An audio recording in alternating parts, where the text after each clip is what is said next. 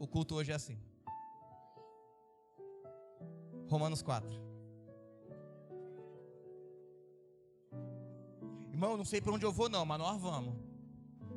Você que trouxe caderno, deixa eu ver. Caderno. Aleluia. Glória a Deus. Pastor, para que caderno? Você lembrar da palavra amanhã, irmão, em nome de Jesus. Para quando for você pregando, você ter o que pregar.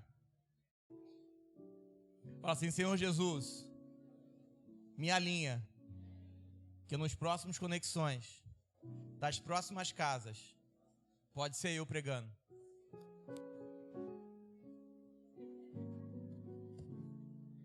Essa casa tem 4 aninhos, amém? Temos 2 igrejas abertas, esse ano a gente abre mais 2, amém? Pastor, como? A casa é minha? Isso é um problema dele, não é meu não. Tem nada a ver com isso, irmão. Eu estou aqui só fazendo a minha parte. Romanos 4, verso de número 13. Você que abriu, diga amém.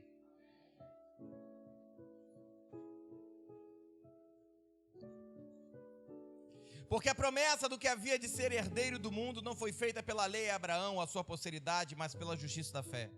Porque se os que são da lei são herdeiros, logo a fé é vã, e a promessa é aniquilada. Porque a lei opera a ira, porque onde não há lei, também não há transgressão. Portanto, é pela fé, para que seja segundo a graça, a fim de que a promessa seja firme a toda a posteridade, não somente a que é da lei, mas também a que é da fé, que teve Abraão, o qual é pai de todos nós. Obrigado, Senhor, por hoje, pela tua graça, pelo teu amor, pelo teu carinho, que o Senhor ministre sobre nós. Que seja uma noite de cura, libertação, de salvação. Que seja uma noite em que nós venhamos te ver e que a gente só queira te ver, para honra e glória do seu nome, em nome de Jesus. Se você crê, diga amém. Bata a palma para o Senhor. O texto começa com um big problema para a gente. Porque ele fala assim: porque a promessa do que havia de ser herdeiro do mundo não foi feita pela lei a Abraão. Então agora nós temos um texto que está batendo entre lei e graça. E ele fala, não foi feita pela lei. E ele continua, porque os que se são da lei são herdeiros, logo a fé é vã e a promessa é aniquilada. Então ele fala assim: você quer ser herdeiro de Deus? Diga amém. Não viva pela lei, porque senão não tem como ter herdeiro.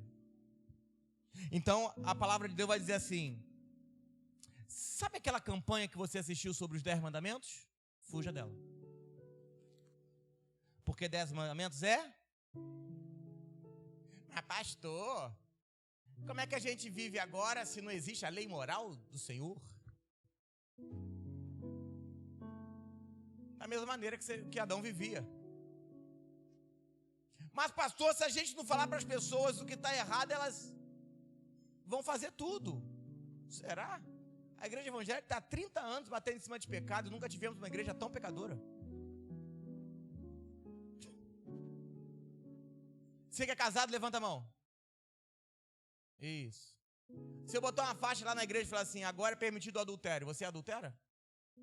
Isso foi lei.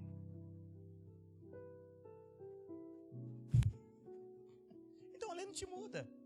A palavra de Deus vai dizer, inclusive, que na lei opera a ira.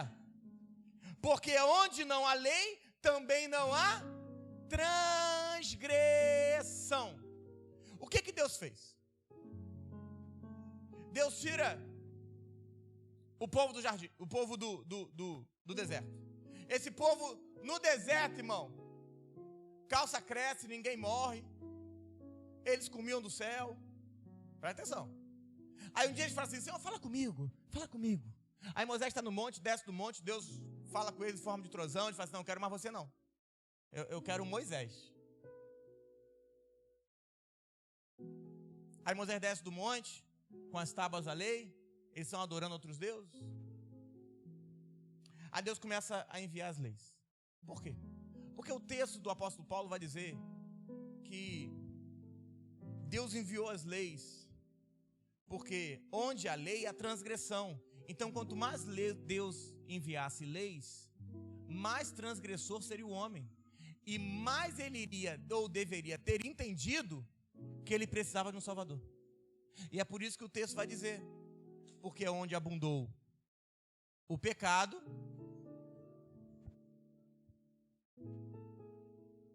Mas agora que a graça veio, e a graça não é um conjunto de leis, a graça é Cristo. Por quê, pastor? Porque se não for Cristo, existem duas maneiras de ser salvo: por Cristo e pela graça. Porque pela graça sois, mas a graça não salva, quem salva é. Então a graça agora está encarnada em forma de uma pessoa, chamada Jesus. Mas agora ele fala assim: se você é herdeiro pela lei, a fé é vã. O que você precisou fazer para estar salvo? Nada. Nada. Nada. Mas pastor, eu tive que confessar Jesus. Eu aceitei Jesus. Nunca mais falar isso não. Isso é mentira. Porque a palavra fala que você que foi aceito no amado. Eu não aceitei Jesus, foi Ele que não só me aceitou, mas você só está hoje aqui, porque o Espírito Santo foi na sua casa e Ele te trouxe, porque nem querer vir você queria.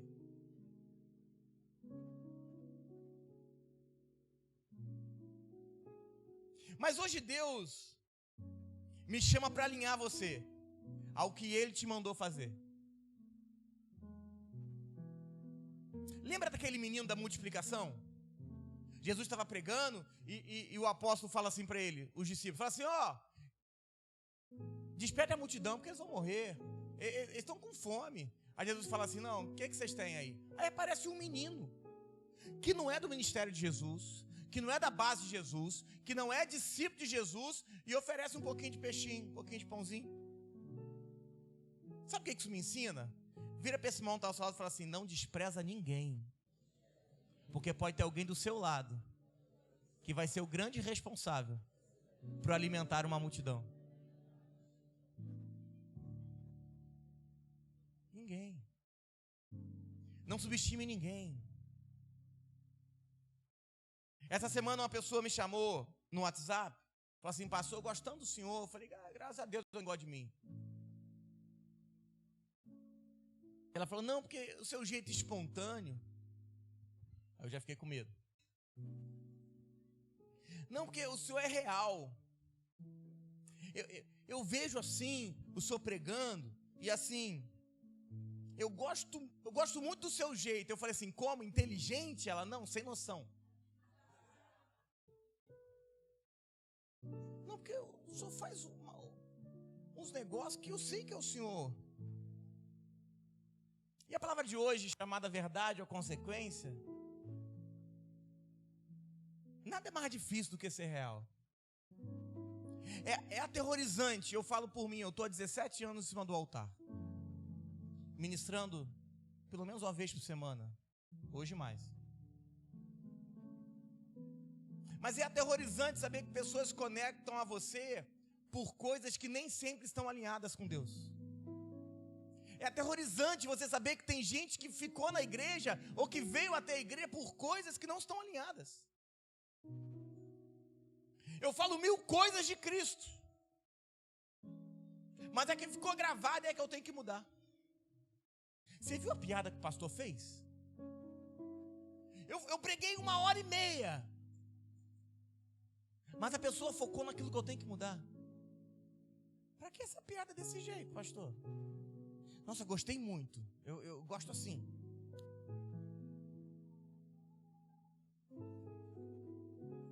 Nós odiamos nos expor. Exposição é horrível. Eu às vezes saio do culto e eu tenho uma galera comigo, com a pastora há muitos anos, né? Alguns há 10, 12 anos. E até hoje eles ficam aterrorizados. Eles falam assim: o senhor não falou isso não. Até hoje eu saio e algum diácono dessa casa, algum líder dessa casa fala assim: pastor, pelo amor de Deus, hoje você exagerou. Essas meninas estão aqui. Na primeira que eu falo, ela manda mensagem à pastora Juliana: pastora, a senhora tinha que estar aqui hoje, o homem está impossível. E eu me pergunto, isso é horrível. E eu posso falar que eu odeio essa exposição. Isso é uma verdade. Para quem me conhece, eu sou completamente o oposto do que você sequer imagina.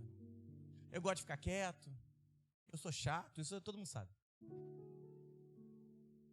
É que você me imagina como? No meio do conexão, um retardado igual você.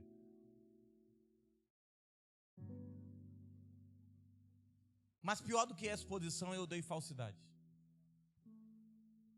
Porque o falso perde o valor. E Deus não pode habitar no falso. Eu sou o tipo da pessoa, e o pessoal não me deixa mentir, que eu não sei sentar numa mesa como gente normal. Se eu sentar numa mesa, em algum momento você vai tomar uma trava. Em algum momento eu vou balançar você. Em algum momento nós vamos ter problema naquela mesa. Até que seja exposto àquilo que Deus quer se revelar na sua vida. Eu gosto disso? Não. Mas eu não sei ser diferente. Eu não sei pensar diferente. Eu prefiro que você seja meu inimigo. Porque pelo menos o inimigo eu sei o que fazer com ele. Eu vou amar ele. Porque amar é os vossos inimigos. Porque eu odeio falsidade. Fala, eu odeio falsidade. Fala, eu odeio falsidade. Fala, eu odeio falsidade. E por que se você odeia a falsidade, você se comporta e fala com esses amigos falsos que você tem? Por que se você odeia a falsidade, você continua escutando as mentiras que seus amigos te contam? Por que se você odeia a falsidade, você continua se relacionando com homens que só querem te usar porque são falsos? Por que se você odeia a falsidade, você continua vivendo num âmbito de falsidade? Por quê? Repete, eu odeio falsidade. Viu como não basta só repetir, tem que começar a viver o que fala? Filmes são falsos, séries são falsas, novelas são falsas, ficção é falso. Uma vez eu estava vendo uma série. Qual o nome daquela série que tem aqueles caras que assaltaram um banco? Hã? Muita gente, fala. A Casa de Papel, viu como você viu? Você sabe quantos... Eu não gosto de televisão, né? Todo mundo sabe, tá vendo como eu sou estranho? Você sabe quantos capítulos eu vi daquilo? 1. Pergunta. Porque eu estava vendo e eu comecei a torcer pro ladrão.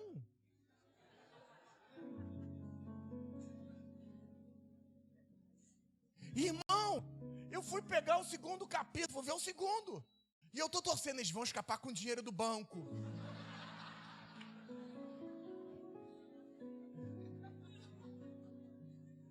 Não liga pro fulano não, ele quer roubar o dinheiro. Irmão, eu parei. Eu falei, posso ver mais isso não?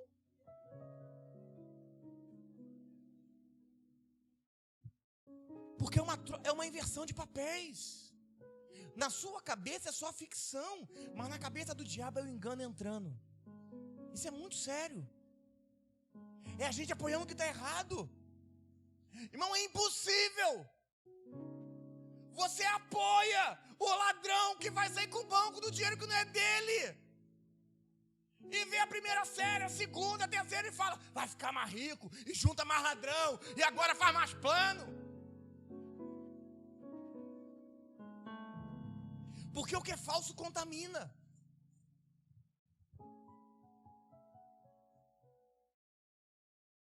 Você nunca viu um filme que você torceu para protagonista se separar e ficar com a amante?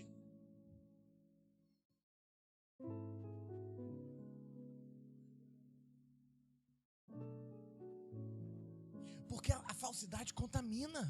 Ela entra em você, irmão. Acabou.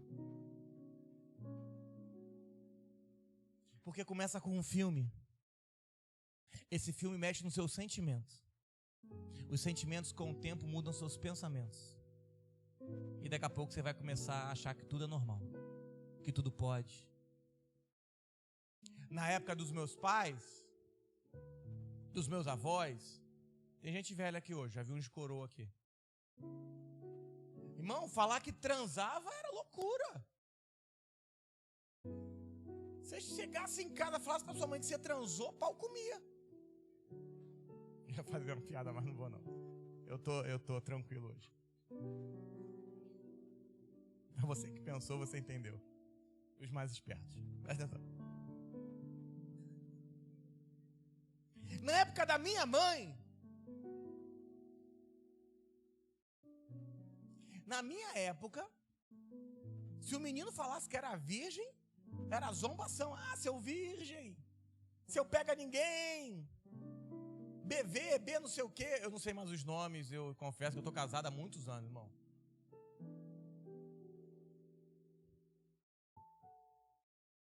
Hoje em dia, sentei com um pastor.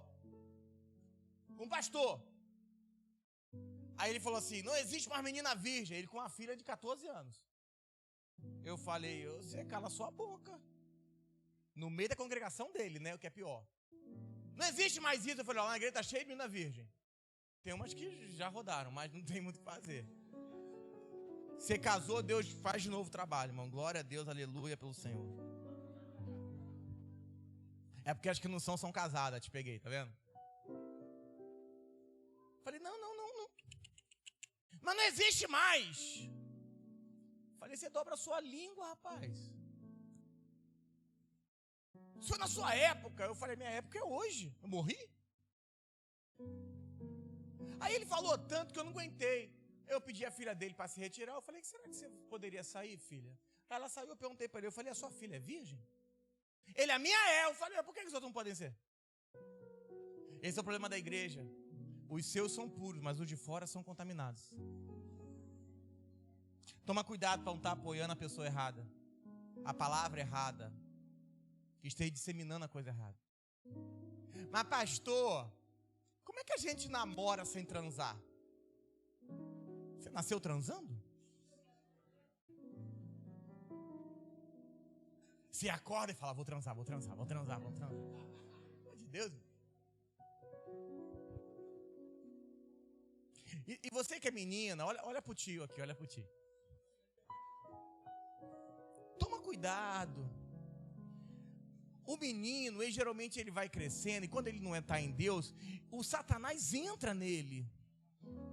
E ele fala uma frase que todo sem vergonha já fez. Amor, me dá uma prova de amor. Não vou falar dos jovens não ri não, para ninguém saber que você falou isso. Pelo amor de Deus, não faz isso não. Fica rindo assim não. Olha para mim.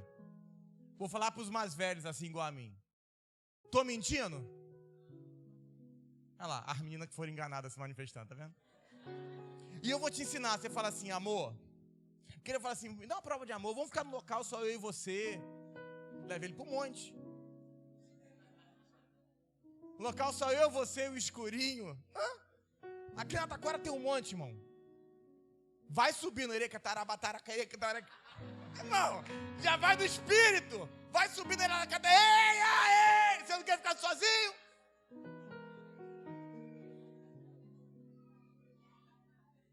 Fala pra ele, amor, eu vou te dar toda a prova de amor que você quiser. Pega um anel, coloca no meu dedo esquerdo, me pede em casamento, me banca o dia inteiro. Que eu dou prova pra você. Você quer prova de amor? Tá aqui, ó. Prova de amor pra mim que eu conheço, tem nome, aliança no dedo.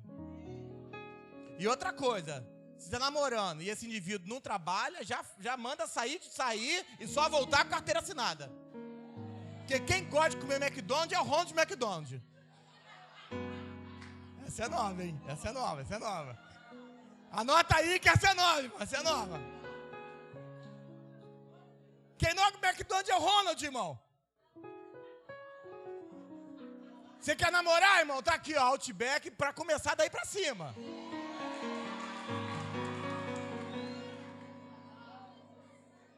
Porque sua mãe te ensinou errado. Tem mães aqui, eu vou ensinar as mães. A sua mãe falou assim, filha, você quando crescer você vai ser independente, não vai depender de homem. O que é isso? Uma retardada aí profetizando.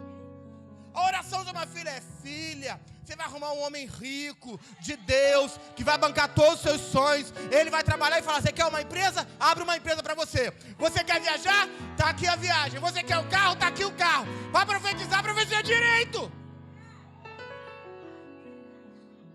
Estudar é hobby.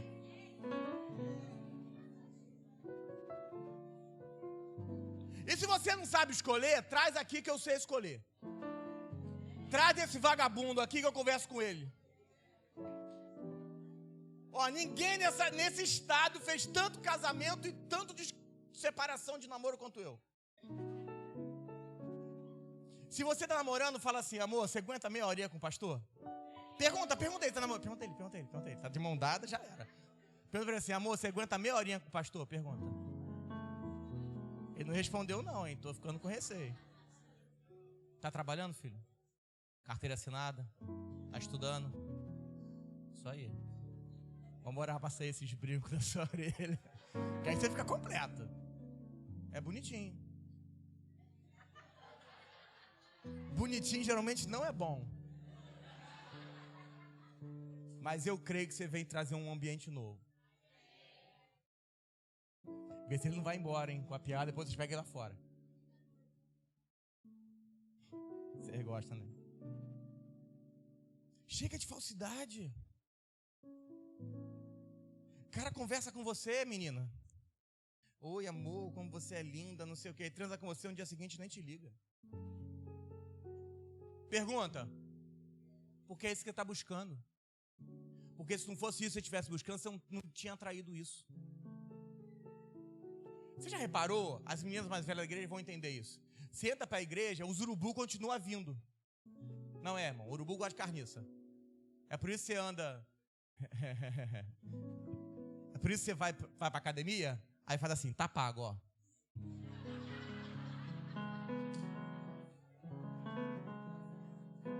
Ninguém faz assim, tá pago. Tá pago. Aí você faz assim. Bota a bunda. Levanta a bunda aqui, né? Não tem nem bunda, menina. Mas aí pega um ângulo para aparecer a bunda dela.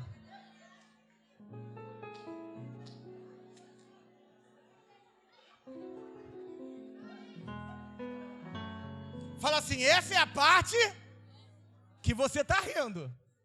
Me espera mais um pouquinho. Já eu chego em você. Aí vem os comentários. Você tá linda. Não tem um homem de Deus falando que você tá linda. É só os caras que falaram que você tá linda. Pra você, pra sua amiga, pra sua inimiga. Porque não bastou pegar você. Pegou você, sua amiga.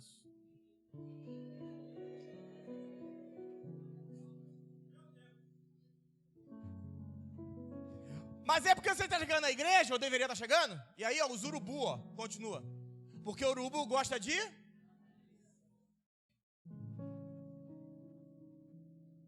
Chega um momento que você deixa de exalar a carniça.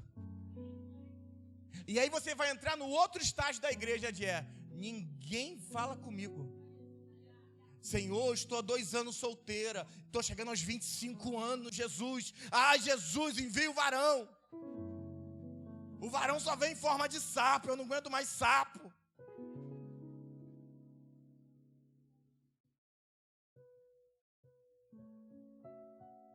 Vira pra essa amiga que está salva assim, amiga. Pergunta. Pergunta pra ela assim, qual foi o último sapo que você beijou?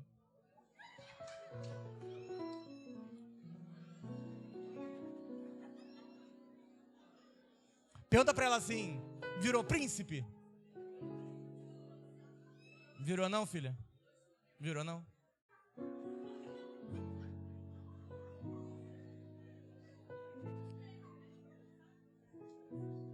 Porque tem gente que gosta de conto de fada, irmão. E beija sapo.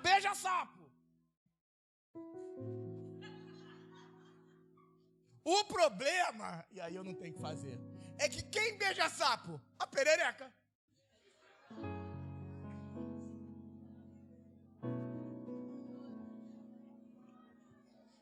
Irmão, em nome de Jesus, para de beijar sapo. Sujeito não tem onde cair duro. É claro que tem gente que não tem onde cair duro, a gente sabe disso. Mas ele está estudando, ele está trabalhando. Eu quando fui começar a conversar com a pastora Juliana, eu olhei para ela e falei assim, olha para mim aqui. Eu não tinha onde cair duro, isso é uma verdade. Falei assim, um dia eu vou estar pregando no Maracanã, você aguenta? Aí ela pensou assim, rapaz, dar 2 uma. Ou eu vou estragar a minha vida, com esse lunático, ou eu posso me dar bem. Eu acho que ela foi na pior opção.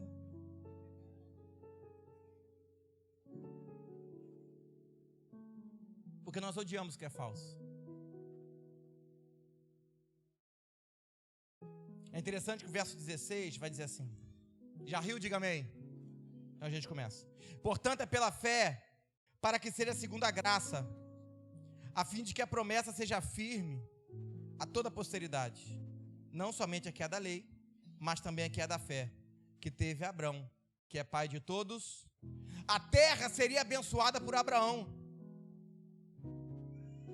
A guerra aqui é porque os crentes queriam circuncidar, para os caras virar crente. Você sabe o que é circuncidar? Eu explico. Eles pegam o bingolim do sujeito e dão um corte, entendeu? No bingolim. Você imagina se eu fizesse isso pra você virar membro da igreja? Imagina. Quer ser membro da igreja? Vem cá, venham com a faca para você. Imagina um desespero. Não quero não. Então a guerra aqui era isso. Porque na lei se fazia isso. E eles queriam trazer esse rudimento da fé deles para dentro da fé cristã. Entenda, a promessa vem pela fé. Porque se fosse por obras eu não conseguiria tê-las. Eu repito. A promessa vem pela fé. Porque se fosse pelas obras eu não conseguiria. A promessa cresce numa base chamada fé. A promessa cresce numa base chamada graça.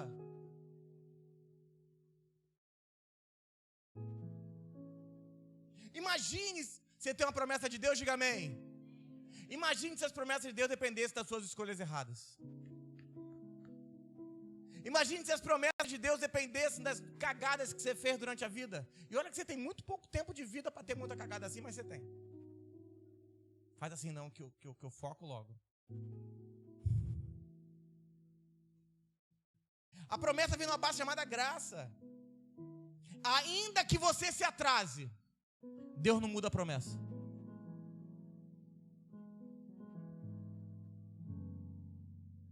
Só que Ele não mantém os seus sonhos. Ele não mantém os seus planos, os seus objetivos. Ele mantém a promessa. A base da fé de Abraão é a graça. Isso aconteceu com você esses dias. Você quis ir a muitos lugares, mas Deus está te trazendo de volta. Eu não estou chamando você de desviado, não. Só que Deus está te trazendo de volta para o exato plano de Deus na sua vida. Porque não é sobre estar sentado com uma bunda numa cadeira. É sobre estar exercendo tudo aquilo que Deus prometeu para você. Que não é pouco. É sobre Deus te espremer a tal ponto. Você já espremeu uma manga? Se você espremer a manga assim, um caroço sai, já viu? É isso que Deus quer fazer com você. Deus quer espremer você até o ponto que só exista Ele na sua vida e você consiga sair dela.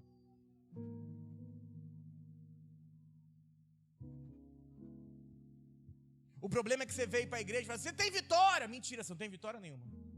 Deus tem um ministério na sua vida. Outra mentira, você não tem ministério nenhum. Porque o ministério que Deus nos deu foi um ministério chamado Ministério da Reconciliação. Não existe ministério do Bruno Bittencourt, da Juliana Fleisch. Olha que nome bonito, hein? O ministério do João. Não, irmão. É ministério da reconciliação. A igreja não é minha, eu não morri por você. Vem que você vai viver a sua vida. Não, você não vai viver a sua vida. Você foi chamado para viver a vida dele. Pastor, eu fui chamado para ter vitória. Não, mentira. Ele te fez mais que vencedor. Não é sobre você, não é para você e não é por você. E é legal que o versículo 17 fala assim, como está escrito, por pai de muitas nações constituir, perante aquele no qual creu, a saber, o Deus que vivifica os mortos e chama as coisas que não são como se já...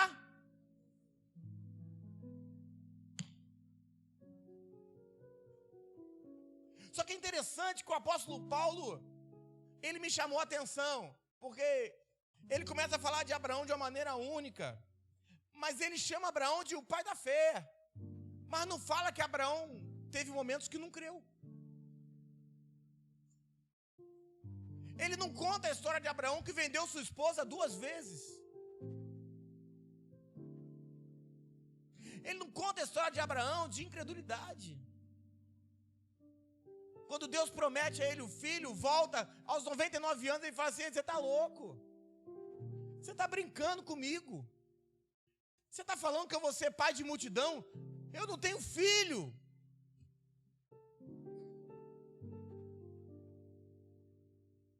O Paulo não escreve que o Abraão trocou a voz de Deus pela voz de Sara. Quando Sara fala assim: amor, transa com a minha escrava.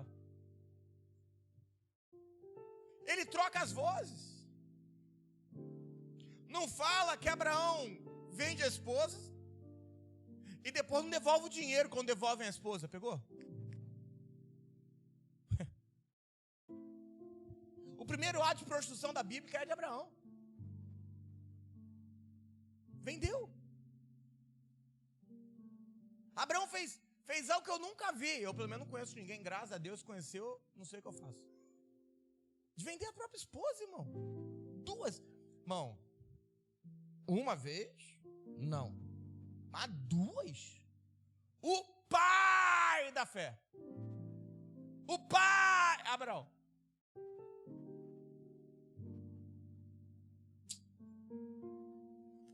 Você já fez igual a Abraão?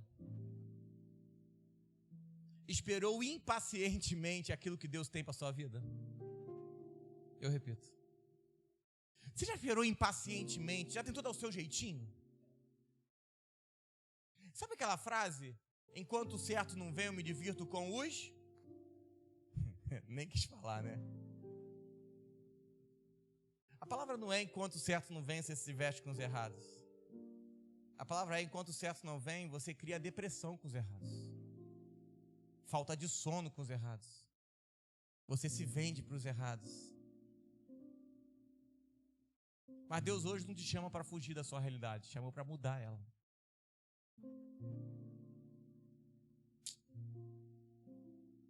Abraão tentou resolver do seu jeito o que Deus prometeu para ele. Fala assim: se Deus prometeu, Ele vai cumprir. Eu não tento ajudar, eu só tenho que obedecer. Ai, está demorando, não, você não tem que fazer nada. Sabe qual o principal problema da igreja? É se mover quando Deus não mandou ela se mover.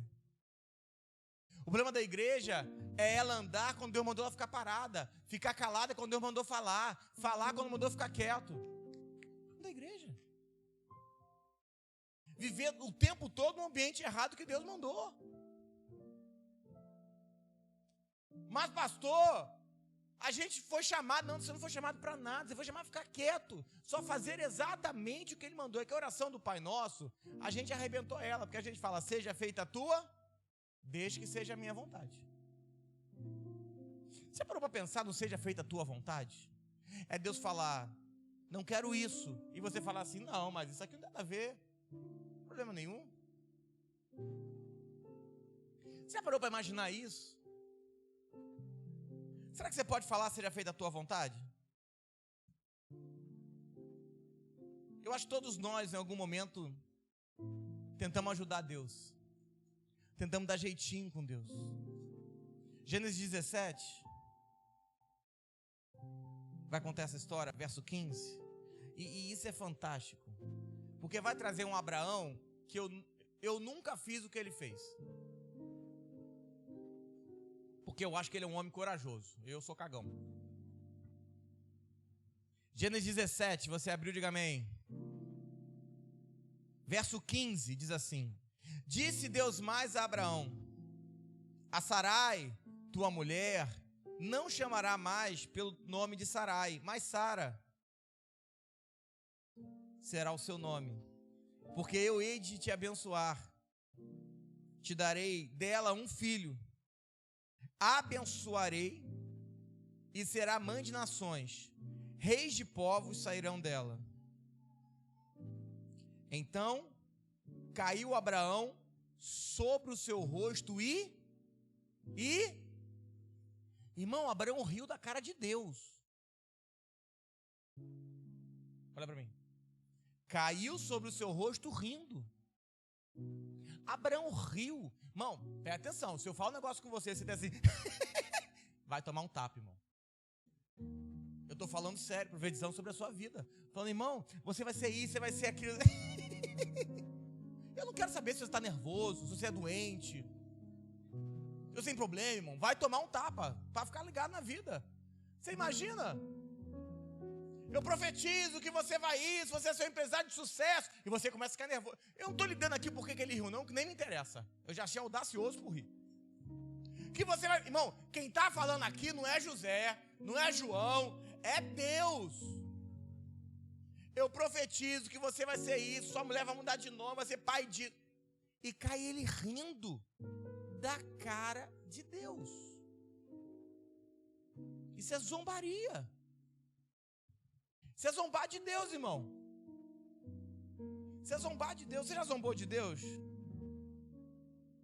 A minha grande pergunta é por que Paulo não escreveu isso?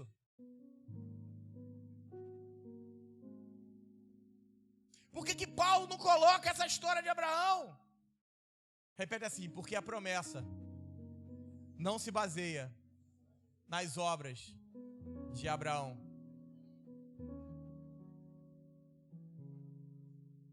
A promessa não se baseia na obra de Abraão, mas na graça daquilo que Deus tinha para derramar na vida dele. Irmão, o que eu vou falar para você? Se você não se juntar com Agar, a sua vida vai andar mais rápido. Se você não começar a fazer tudo que Deus mandou na sua vida, vai andar mais rápido. O problema é que não é Deus que quer. Ai, Deus quer me matar. Será que Deus quer me matar, quer ressuscitar? Deus já quer me matar? Mentira, Deus não quer isso nesse momento. Deus já quis.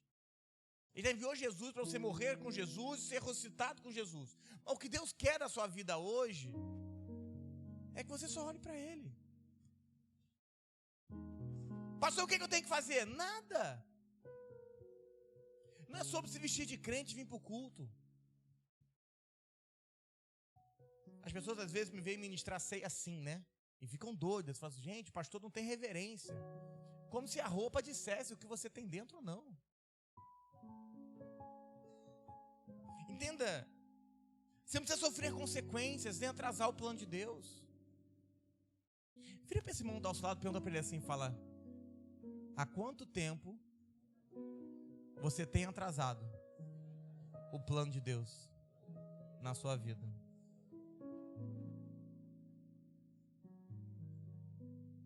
Fala assim, sabe o que eu vejo? Alguém cheio de promessa. Alguém que nasceu para pregar o evangelho, mas está se achando muito diferente do que a igreja permite que você seja.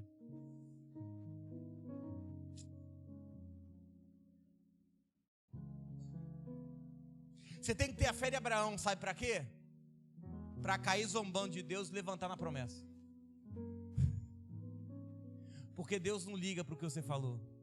Deus está mais importado com como você vai se levantar. Não importa como você caiu, com quem você caiu, em que estado você caiu, de que jeito você caiu, se você transou, se você bebeu, se você fumou, se você se prostituiu. Você já fez. O que importa é como você vai se levantar.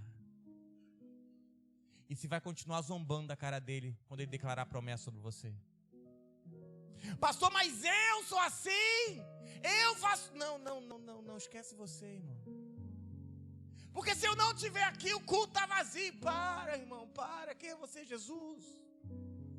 Se não for eu na minha equipe, na minha para, irmão. Se não for eu cantei. Não.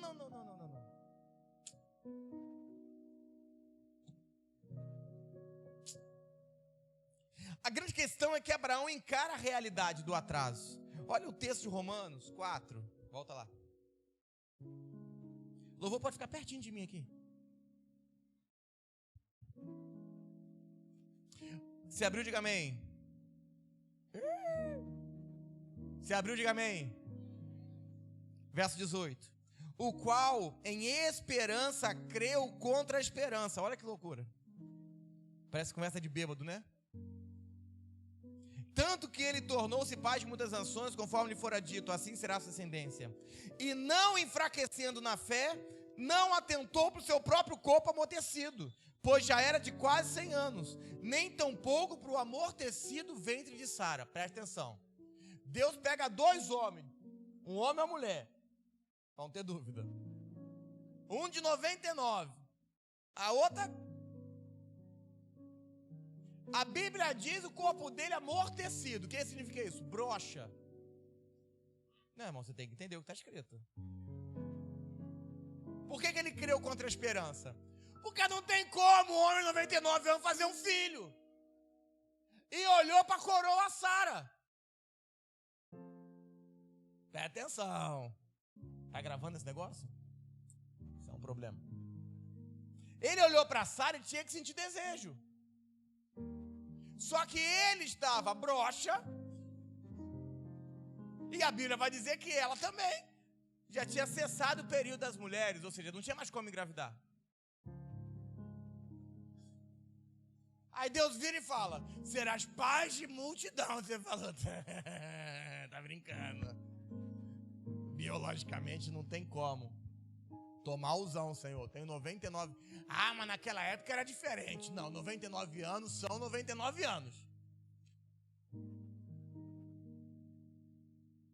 Você já viu o homem de 99 anos correndo atrás de garotinha? Nunca viu. Nunca viu vivo? Já viu? Nunca viu, irmão. 99 anos. Você que é casada, fala assim, amor. Fala assim, amor. Fé de Abraão. 99 anos vai estar na atividade.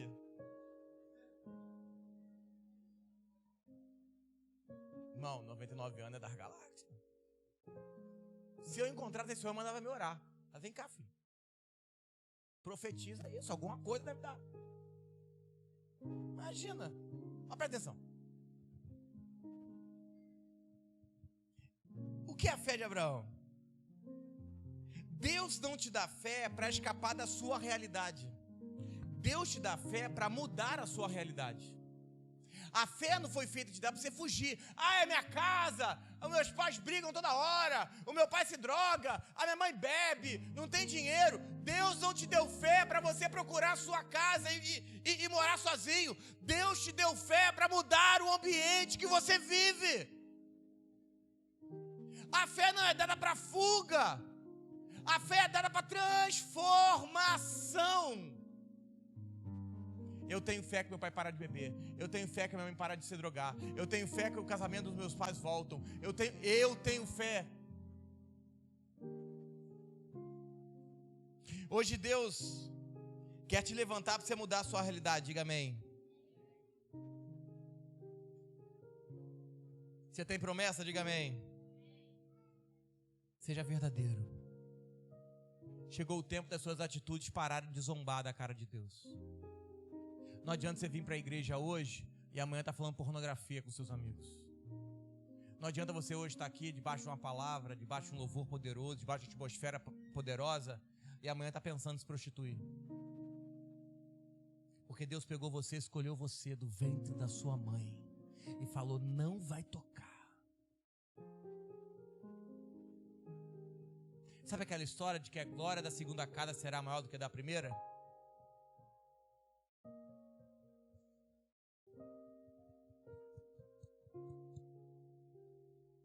O judeu está esperando construir o templo novo. Mas a glória, ó, da segunda casa.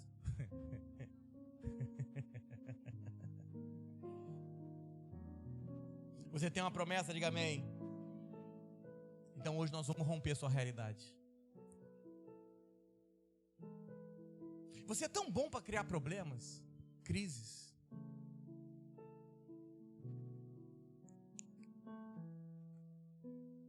Para criar depressões, tristezas. Fala assim, quando eu estou com um problema, qual é o Deus que resolve o meu problema? Não, pastor, não entendi. Fala assim, quando eu estou com um problema, qual é o Deus que resolve o meu problema? Eu já vi assim, as meninas desmancham com o namorado E aí vão transar com outros homens para esquecer. Qual foi o Deus que resolveu o problema dela?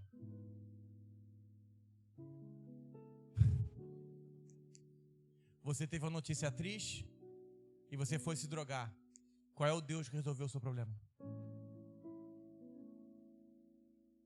Você está chateado, em depressão e vai beber.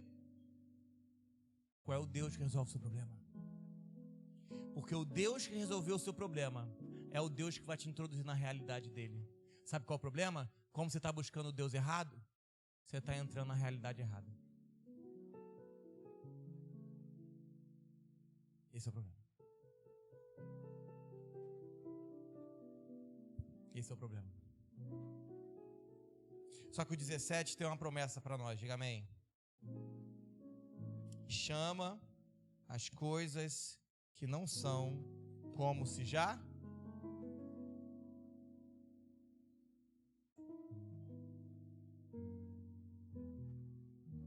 Quem quer ser enfermeira aqui? Levanta a mão. Fica de pé. Fica de pé. Quem quer ser médico? Médica, levanta. Fica de pé, aproveita, irmão, aproveita. Levanta.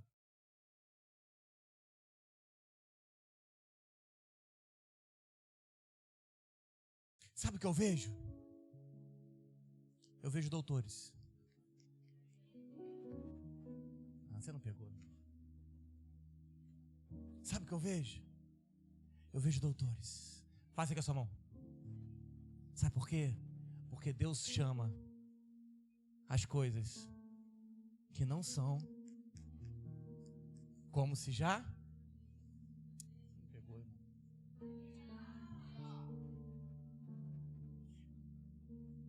Eu não vejo. Eu vejo você de jaleco, assinando documentos.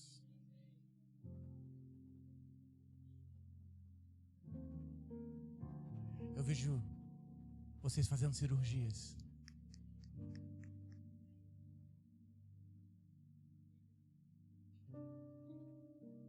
Porque Deus não te chama pelo que você é.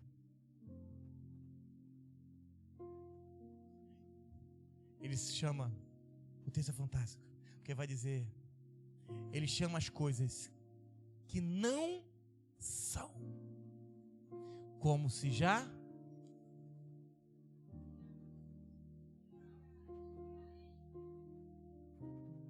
Você se vê estudante, Deus te vê doutora.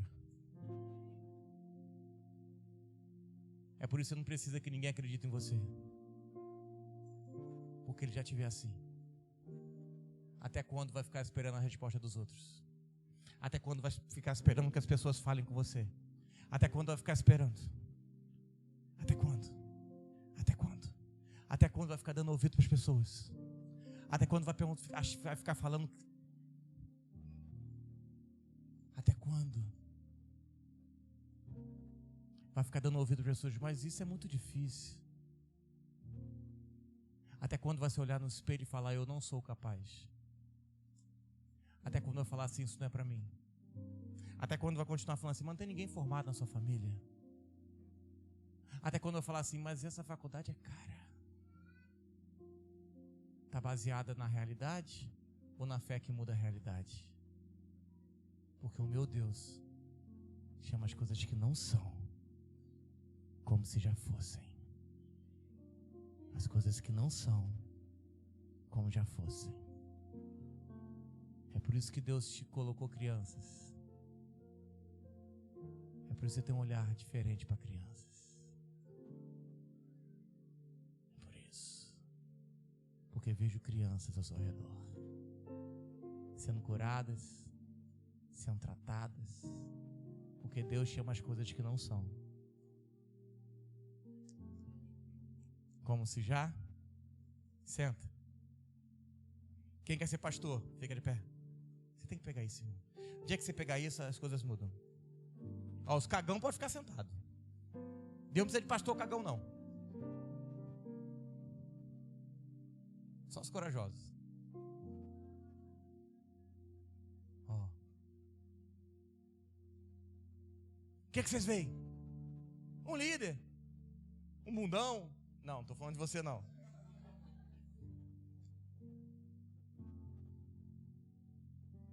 Sabe o que eu vejo? Multidões. Ah, você não pegou.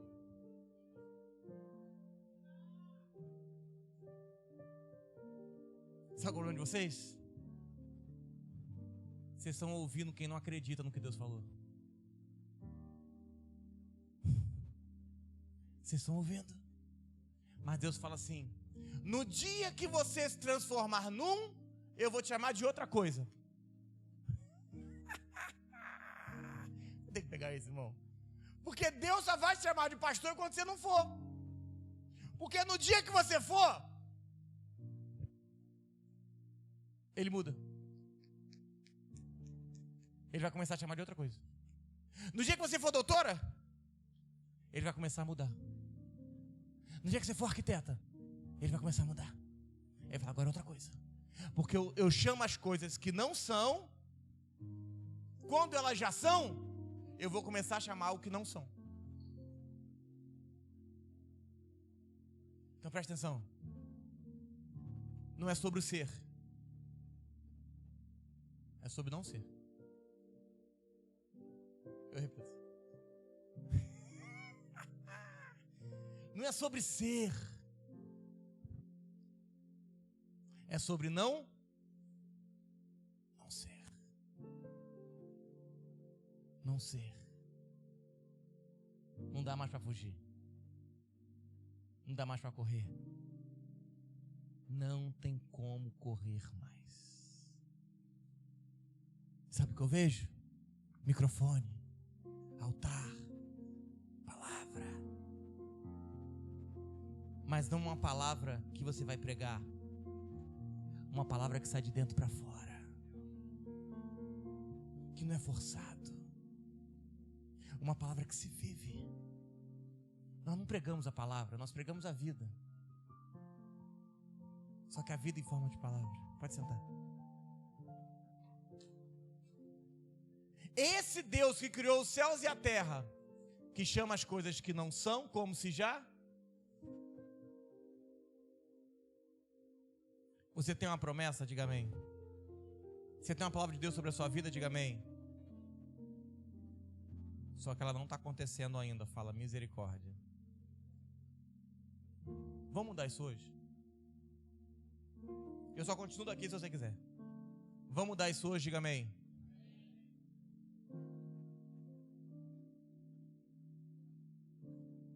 Você vai ter que largar esse seu jeitinho de zombador de Deus. Está na hora de Deus espremer você. Deus quer espremer você. A tal ponto que só exista Ele.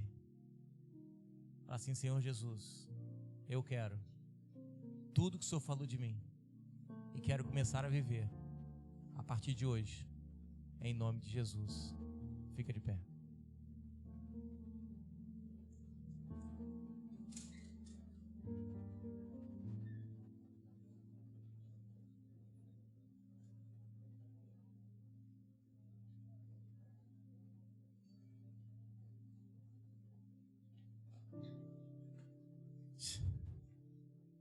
Fica de pé. Eu, se fosse você, não se mexia não. Feche seus olhos. Deixa eu te fazer um convite. Fala assim: eu quero ser verdadeiro com Deus. Eu não quero mais falsidade. Fala: eu quero ser verdadeiro com Deus. Fala assim: eu não quero mais falsidade. Fecha ali o Wallace para mim. Feche seus olhos.